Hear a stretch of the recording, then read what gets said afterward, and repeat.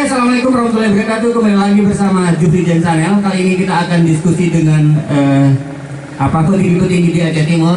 Juga kita hadirkan DPRK Aceh Timur untuk ikut bagaimana melihat kondisi di Desa Kuala Pare. Dan juga kita hadirkan Pak Getik Bisnis. Sebelum itu kita akan sapa dulu Pak Taufik selaku Kepala BPM Aceh Timur. Assalamualaikum Pak Taufik. Waalaikumsalam warahmatullahi wabarakatuh. Kita hadirkan juga Pak Fajri, Kabid di Bapeda Aceh Timur.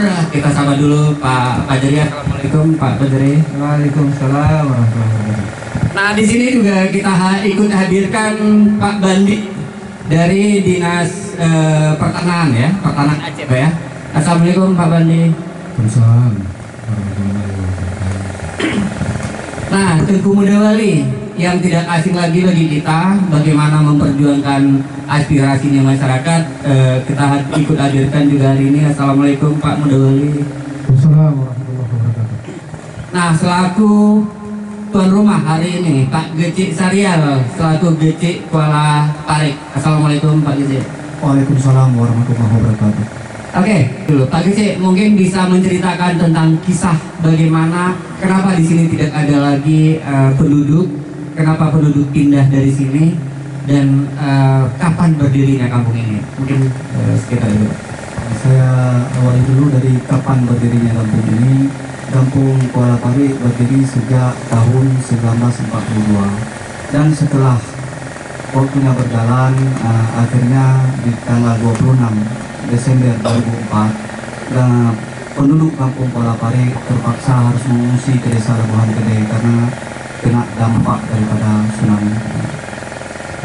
Artinya dengan dampak tsunami penduduk harus pindah dari sini dan numpang sementara di desa Labuhan Gede Pak ya. Di desa Labuhan Gede udah berapa lama kira-kira numpang di desa tersebut Pak? Numpang di Labuhan Gede semenjak 2004 sampai sekarang. Ya. Nah, apakah masyarakat di desa sana hari ini mereka ada keinginan nggak untuk membangun desa ini kembali Pak?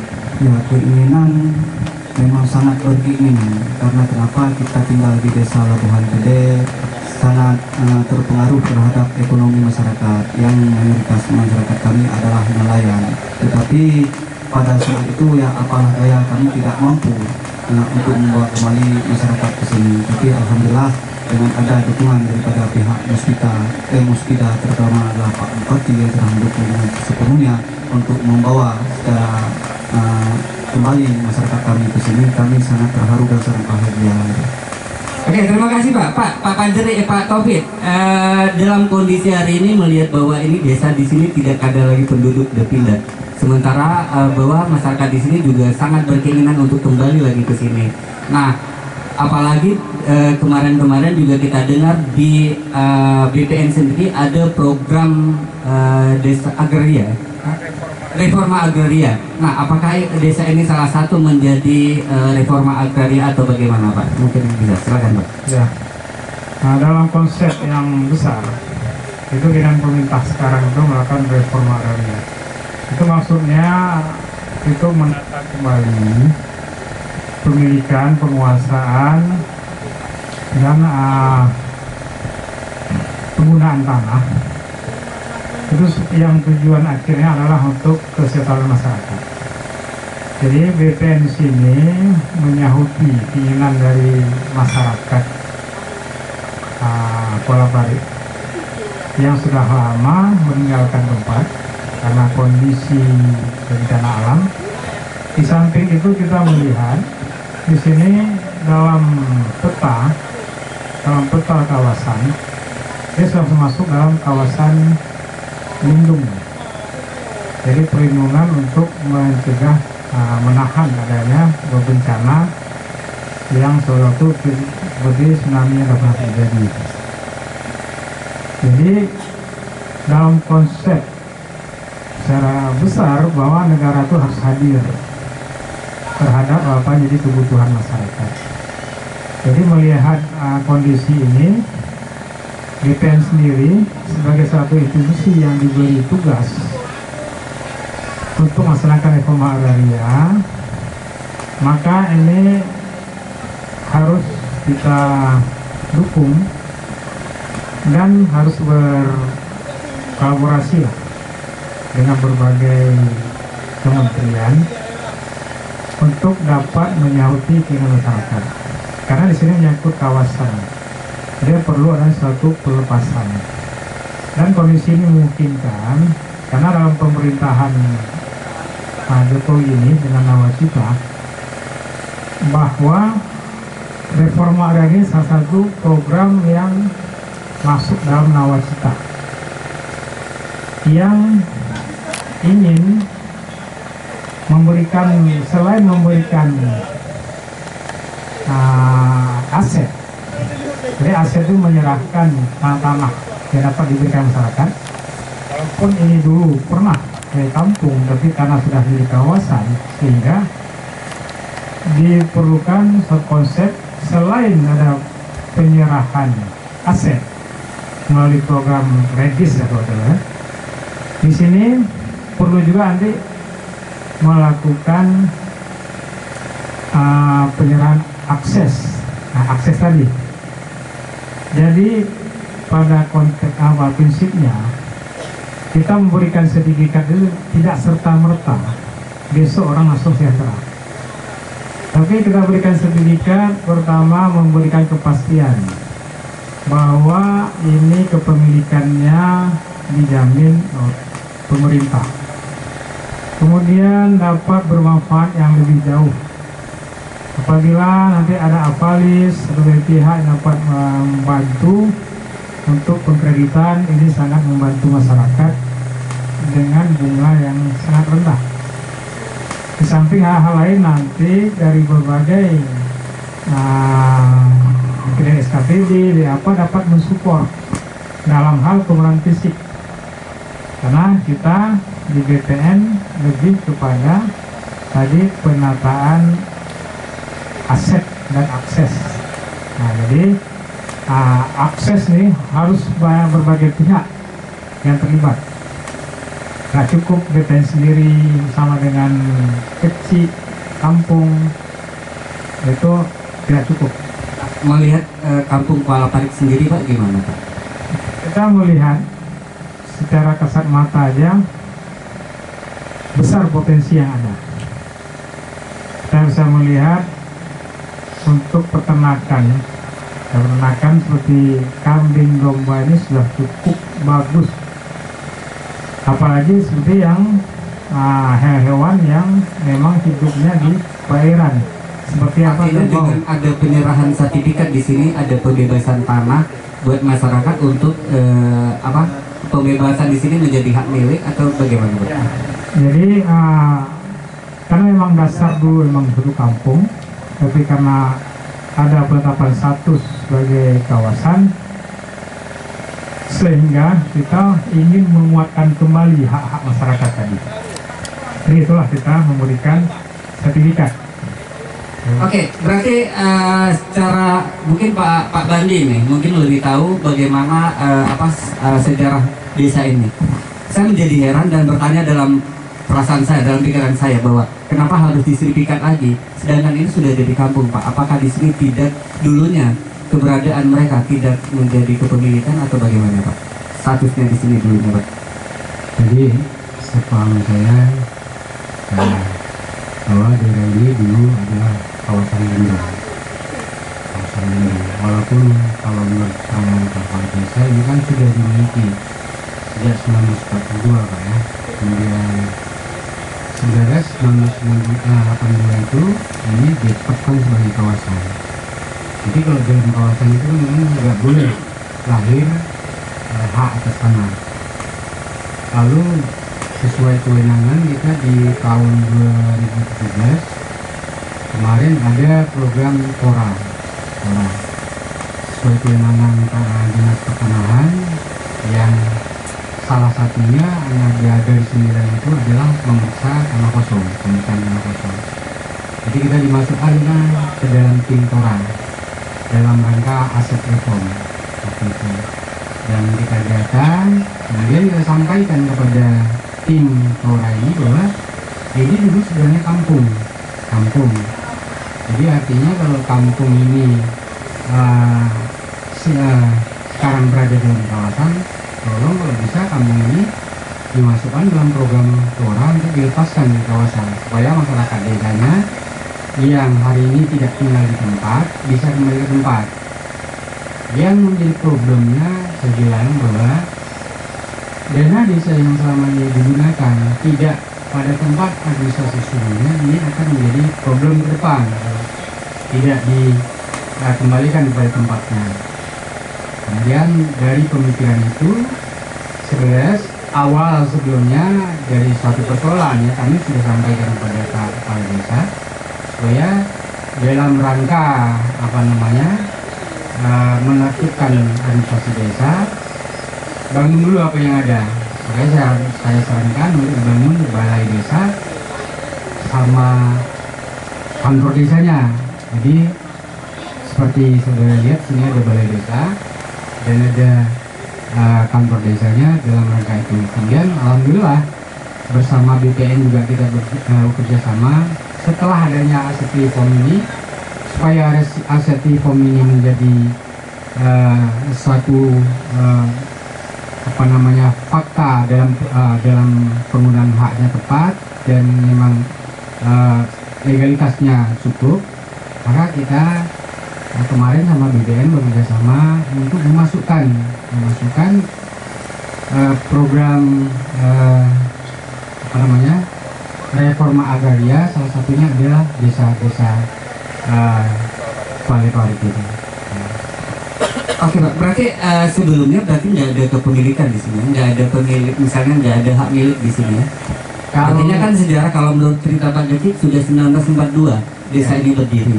Nah dari status itu kan rasa aneh kalau misalnya nggak ada kepemilikan ya Pak? Status kepemilikan itu kan harus dibuktikan oleh sertifikat. Orang boleh diam di suatu tempat, tapi belum tentu memiliki tempat itu kalau dia belum memiliki alas hak atau katalah secara hukum adat. Tentu dalam hukum adat sendiri tanah adat ditetapkan dengan sertifikat tanah adat. Ya, kecuali di luar itu. Jadi semuanya hak adat ada. Cuma kalau kita bicara hak adat, apakah ini masih ada hukum adat? Nah, jadi panjang lagi. Makanya kalau dengan program reforma agraria ini, ya mudah-mudahan bagi masyarakat Pulau Pare dengan adanya pensertifikatan tentu akan memberikan hak pada mereka dalam pengelolaannya lebih jelas, lebih pasti secara hukum. Jadi ini suatu modal besar bagi masyarakat untuk berkembang dan mengembangkan daerahnya.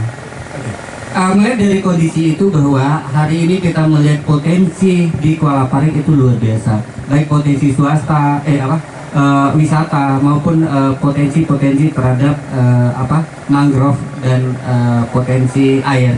Nah, di sini bagaimana Pak Ajri mungkin melihat kondisi ini dan bagaimana menyusun perencanaan ke depan agar di sini menjadi ketetapan sebuah kampung dan menjadi sejahtera lah dengan potensi yang ada, Pak. Terima kasih. Sebenarnya memang kita berawal dari legalisasi yang sudah kita laksanakan hari ini. Alhamdulillah, Kuala Pare melalui program Tora Tanah Objek Reforma Agraria hari ini sudah kita menyerahkan sertifikat kepada masyarakat. Artinya ini menjadi alas hak. Atas dasar kegiatan kita hari ini tentunya dalam konteks pemenuhan kebutuhan dasar akan direncanakan ya, beberapa hal demi pemenuhan kehidupan masyarakat di Kuala Pare ke depan hari. Tentunya dengan semua ini segala potensi yang ada di Kuala Pare khususnya dan di Kecamatan Sungai Raya pada umumnya ini mudah-mudahan ke depan akan berkembang. Tentunya nanti melalui beberapa perangkat daerah teknis ya, akan menyusun perencanaan dalam konteks pemenuhan kebutuhan di seluruh sektor, mengingat potensi Kuala Pare yang luar biasa. Hal ini akan duduk bersama nanti menyusun rencana teknis, rencana tindak yang akan dituangkan dalam RPJM, Mesra Ranja, DPD masing-masing, harapan kita mudah-mudahan pemenuhan hak-hak dasar masyarakat di Kuala Pari ke depan mampu kita penuhi, sehingga Kuala Pari ini menjadi tempat destinasi kunjungan wisata, kunjungan sektor ekonomi dan sektor-sektor lainnya yang bisa kita kembangkan, yang tujuan akhirnya tentu kesejahteraan masyarakat Kuala Pari ke depan. Oke, makasih Pak Fajri. Teguh Muda Wali, program pemerintah sudah begitu gencarnya melakukan perencanaan untuk Kuala Pari akan menjadi desa kembali. Nah, dari sisi anggaran sendiri juga mungkin akan diusulkan ke DPR. Nah, dari DPR kira-kira dari Pak Muda Wali sendiri melihat kondisi seperti ini, apakah DPR akan menyetujui dari potensinya kawan-kawan di DPR, Pak? Apakah ini nanti akan benar-benar disetujui? Kalau enggak disetujui, Pak, mungkin jangan bawa pulang Pak Muda Wali untuk di sini, dikubur di sini, Pak. Baik, terima kasih Jeffrey. Yang pertama, kalau memang anggarannya sudah dianggarkan oleh Bapeda, oleh tim anggaran pemerintah daerah, tidak mungkin DPR tidak menyetujuinya. Jabatan sama Pak Fajri, kapan DPR mencoret anggaran? Yang juga tidak pernah, selalu ketika Pak Panu.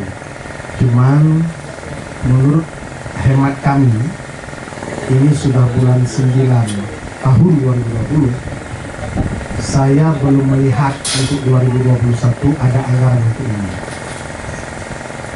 yang diajukan. Belum saya lihat.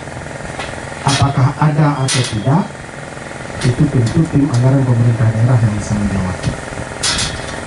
Yang kedua, saya melihat di hari ini dengan hadirnya Pak Taufik selaku Kepala BPN, Pak Bandi Kepala Pertanahan, Pak Deshi yang saya lihat sungguh luar biasa, Pak Fajri sudah punya rencana untuk memprogramkan ke depan, semoga terjadi programnya.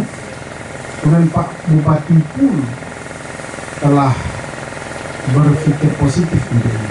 Oleh karenanya, saya melihat hadirnya hari ini BPN menyerahkan hak kepemilikan tanah kepada 65 orang warga Kuala Pari yang sebelumnya harus pindah ke Labuhan Gede gara-gara musibah tsunami.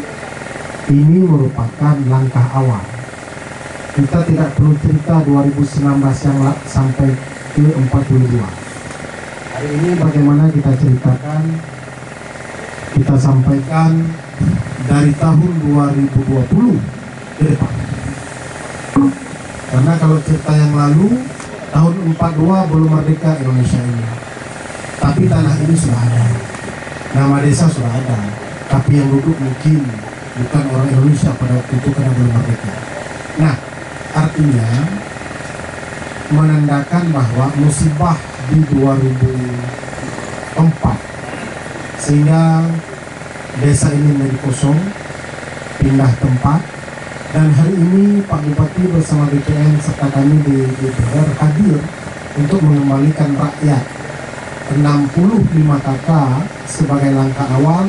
Tanah sudah dikasih 4 rantai satu orang, 1.250 meter persegi dalam sertifikat sudah ada. Langkah berikutnya Pak Fajri selaku Bapeda dan Bupati walaupun dia telah menyampaikan siapa yang akan membangun rumah untuk 65 orang itu. Apakah mereka punya uang untuk kebutuhan dasar? Tanah sudah ada, tanah tidak perlu beli, tapi bahan bangunan untuk dibawa kemari butuh uang. Apakah bisa pakai uang desa Kuala Pari yang 1 miliar dibagi-bagi untuk buat rumah sederhana untuk sementara? Itu aturan yang akan mengaturnya. Kalau rumah belum ada di sini, yang 6 kita tidak perlu cerita yang sekian banyak kakak, kita cerita yang 65 kakak dulu, karena itu yang sudah diberikan sertifikat. Pembangunan rumah itu siapa yang buat? Apakah dibuat sendiri oleh yang punya tanah? Ada uang tidak? Atau mendapat bantuan dari pemerintah? Kalau mendapat bantuan pemerintah, bagaimana tim anggaran pemerintah tersebut menganggarkan apa tidak? Namun yang lebih penting untuk saya itu sebagai langkah awal, kemudian juga pemerintah eksekutif dan kami DPR tetap mendukung pembangunan penyelesaian jembatan yang kami lihat tadi baru ada tiang, saya tidak sempat hitung, tapi itu mobil belum bisa lewat, sepeda belum bisa lewat, kereta belum bisa lewat, sehingga kami tadi dari sana kemari sekitar 20 menit itu pakai bot kecil. Nah, kalau rakyat menggunakan itu kemari terus menerus, itu tidak akan berkembang. Jadi ada prioritas-prioritas yang harus diperhatikan oleh pemerintah. Pertama itu jembatan, ya, kemudian jalan dari jembatan kemari, karena ini luas. Kalau kita kata Pak Kepala Desa, dari pinggir pantai ke pinggir sungai itu luasnya lebih kurang 480 hektar. 480 hektar, lebarnya lebih kurang 600 meter, panjangnya 8.000 meter. Jadi bila dikali berjumlah 480 hektar. Ini tempat yang sungguh luar biasa. Oke, Pak Mudawali, mungkin menjadi sebuah menjadi sebuah PR ya buat pemerintah bahwa masyarakat sudah berkeinginan untuk tinggal di sini. Mungkin ada beberapa gubuk yang sudah dibangun, tapi mungkin sangat tidak layak ya terhadap gubuk. Mungkin untuk pemancingan nggak tahu Pak, ataupun tinggal sementara, atau untuk ngayon kambing di sini nggak tahu juga. Tapi tahun yang lalu juga saya kemari melihat bahwa jembatan masih sangat bisa kita lalui Pak. Apakah kemarin hari ini kita malah udah putus kita lihat jembatan?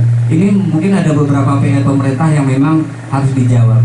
Apakah ini nantinya akan benar-benar akan dicoba membangun infrastruktur dulu terhadap jembatan atau terhadap pembangunan rumah sendiri? Kalau misalnya di pembangunan rumah sendiri, bagaimana dengan jembatan? Ini menjadi hal yang sangat ini. Dan mungkin bisa ada tambahan Pak, atau gimana untuk Pak Bandi ada tambahan? Oke, saya tambah. Yang pertama adalah rakyat semampunya 65 orang ini terus membangun apa yang bisa. Apa yang bisa silakan dibangun sesuai kemampuannya masing-masing. Kemudian pemerintah juga terus harus berpikir percepatan penyelesaian jembatan. Kalau jembatan siap, rakyat di sini sudah ada tempat tinggal, ini potensi wisata ke depan sungguh sangat luar biasa. Tapi kalau jembatan tidak ada, rakyat belum menetap di sini, ini susah untuk bisa berkembang. Kalau katanya itu jembatan dan rumah rakyat di sini menjadi prioritas pertama. Kalau cerita dengan BPN maaf, selesai tugasnya dengan sudah menyerahkan, sungguh luar biasa. Semoga ada BPN ke depan juga melirik lokasi-lokasi lain, karena ini lokasi terlantar dianggap, tapi punya potensi. BPN hadir menyerahkan ini tanah hak ini, bangun rumah. Itulah kira-kira artinya luar biasa keberadaan BPN hari ini telah memperhatikan terhadap rakyat, dan intinya kami DPR mendukung sepenuhnya terhadap program demi kesejahteraan rakyat dimanapun berada, termasuk terutama di Pulau Bali. Terima kasih. Oke, terima kasih banyak Bapak-bapak sekalian yang telah memberikan. Ada teman Pak Bandi, ada sedikit Pak. Silakan Pak Bandi untuk menambahkan. Terima kasih menjadi DPR ini. Sebenarnya sudah disampaikan oleh Pak Bupati tadi. Insya Allah di sumber pembiayaan Otsus 2021 bisa kita realisasikan pelaksanaan pekerjaan jembatan dengan anggaran 7,1 Pak. 7,1. Dan sebenarnya usulan awal kalau di dana Otsus itu nggak seperti itu, kami usul itu, namun karena ada rasionalisasi, refocusing dengan kondisi kita hari ini, karena ada refocusing itu terjadi pemotongan. Mudah-mudahan 2021 COVID ini selesai. Harapan kita bersama. Karena ini menjadi isu internasional, tidak hanya dampaknya yang kita rasakan, tentu seluruh dunia merasakan dampak ini. Dan harapan kita 7 miliar yang sudah masuk dalam usulan Otsus itu tidak dirasionalisasi lagi. Mudah-mudahan kondisi ke depan makin lebih baik Pak, karena kita tidak mampu memprediksi ke depan. Harapan kita bersama mudah-mudahan kalau itu tidak ada perubahan, mudah-mudahan 2021 sudah mulai pelaksanaan kembali, lanjutan pembangunan jembatan Kuala Pari, Kecamatan Sumedang. Harapan kita bersama. Amin. Amin. Oke, terima kasih banyak. Terima kasih Pak Taufik, terima kasih Pak Fajri, terima kasih. Ada teman Pak Bandi? Oh silakan Pak Bandi, kalau masih ada teman. Kalau saya berharap pada masyarakat yang sudah dibagi sertifikatnya segera tanahnya dipatok. Jangan nanti sertifikat beda berantem lagi karena patoknya beda. Dan yang kedua bahwa setelah aset reform terjadi, sekarang harus ada akses reform. Orangnya harus tinggal walaupun 1-2 orang. Itu sebagai dasar rencana pembangunan ke depan. Ini bagaimana pemerintah daerah mau rencana pembangunan, orangnya sendiri tidak berkeinginan. Jadi itu mungkin. Jadi ini memang harus bareng, harus sama-sama. Ya, saya kira demikian. Mungkin Pak Gasi mau menjawab sedikit, silakan Pak Gasi. Baik, terima kasih. Yang pertama sekali, saya akan duduk rapat lagi dengan tokoh-tokoh masyarakat masalah untuk kembalinya beberapa orang masyarakat dulu di Desa Kuala Pari. Juga terima kasih kepada Bapak Mudawani selaku perwakilan kami rakyat Aceh Timur yang sudah mendukung penuh untuk kelanjutan pembangunan di Desa Kuala Pari. Juga terima kasih kepada BPN Aceh Timur yang sudah menetapkan legalitas tanah sehingga tanah di Kuala Pari sudah ada legalitas secara hukum. Juga terima kasih kepada Pak Fajri dari Bapeda yang sudah mendukung untuk pembangunan jembatan ke depan yang alhamdulillah sudah masuk di dana khusus 2021 karena itu adalah urat nadi. Nah, juga Pak Bandi yang sudah bekerja sangat serius dari bidang badan pertanahan untuk perluasan kawasan mangrove menjadi hak guna. Nah, dan ke depan desa pun dengan adanya dana desa akan bekerja sama dengan pihak baik dari pertanahan, BPN, Bupati dan BPRK siap untuk mendukung. Kita asal sudah jadi jembatan dan jalan, sebagai orang nadi, desa siap tampil untuk membawa kembali secara pelan-pelan masyarakat ke Desa Kuala Pari. Itu yang dapat saya tambahkan. Terima kasih. Oke, terima kasih banyak semua Pak Fajri, Pak Taufik, ya. Terima kasih Pak Mudawali, Pak Bandi, makasih banyak kesempatan hari ini dan kami sudah sudah menyita sedikit waktu buat kita diskusi hari ini dan harapan kita moga diskusi kita ini akan disaksikan dan didengar oleh banyak orang dan menjadi inspirasi juga buat banyak orang dan juga mungkin akan menjadi untuk mengingatkan dokumen ini akan mengingatkan pemerintah bahwa ada janji untuk dibangun kembali Desa Kuala Pari, Pak. Nanti saya akan kasihkan dokumen ini untuk Bapak pegang dan Bapak nanti akan tagih, Pak. Terima kasih banyak buat semua dan mungkin mudah-mudahan waktu sudah sedikit tersita di sini.